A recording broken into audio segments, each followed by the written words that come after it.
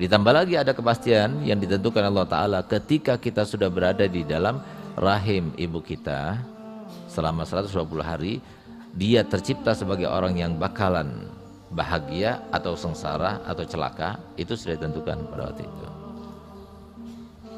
Nah, sehingga apa? Sehingga kita tinggal lihat dan buktikan ya, suatu pertanyaan yang selalu tersodorkan kepada kita dan harusnya kita datangkan di dalam pikiran kita setiap waktu, setiap saat, setiap hari, setiap minggu, setiap bulan, setiap tahun, dan sepanjang hidup kita. Apa itu pertanyaannya? Yang harus kalian datangkan bertubi-tubi, datangkan selalu berseliweran dalam pikiran kalian. Apa itu? Kalian mau termasuk ahli sa'adah atau ahli syakawah? Kalian mau termasuk ahli sa'adah atau ahli syakawah? Nah, berarti kan masing-masing ada tanda-tandanya kan?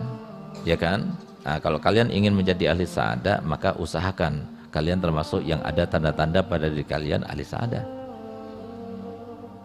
Kalau kalian ingin menjadi ahli syakawah, ya silahkan, itu pilihan. Karena apa? Karena kita tidak tahu ketentuan kita, sehingga kita harus memilih. Bagaimana kita bisa memilih? Iya, karena dalam pikiran kita ada beberapa kemungkinan yang bisa kita lakukan semuanya.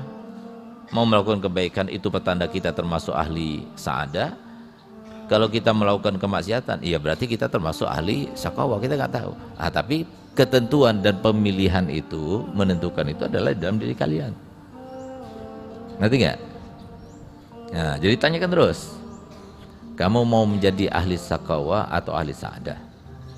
Ketika kamu menjadi seorang istri, kamu mau jadi ahli syakawah atau ahli sa'adah?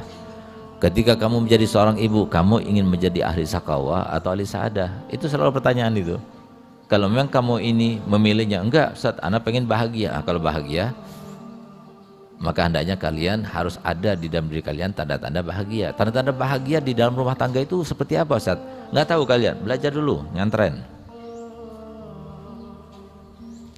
Tanda-tanda seorang anak itu bahagia dengan orang tuanya itu apa Ustaz? Tanda-tandanya nggak tahu kamu? Nggak tahu, ya belajar pesantren. Gimana caranya menjadi orang bahagia sebagai seorang anak. Nah, jadi yang kita lakukan itu adalah bagaimana caranya di dalam diri kita itu ada tanda-tanda kebahagiaan. Itu yang bisa kita lakukan. Dan kita berharap kepada semua orang ada pada dirinya tanda-tanda kebahagiaan itu.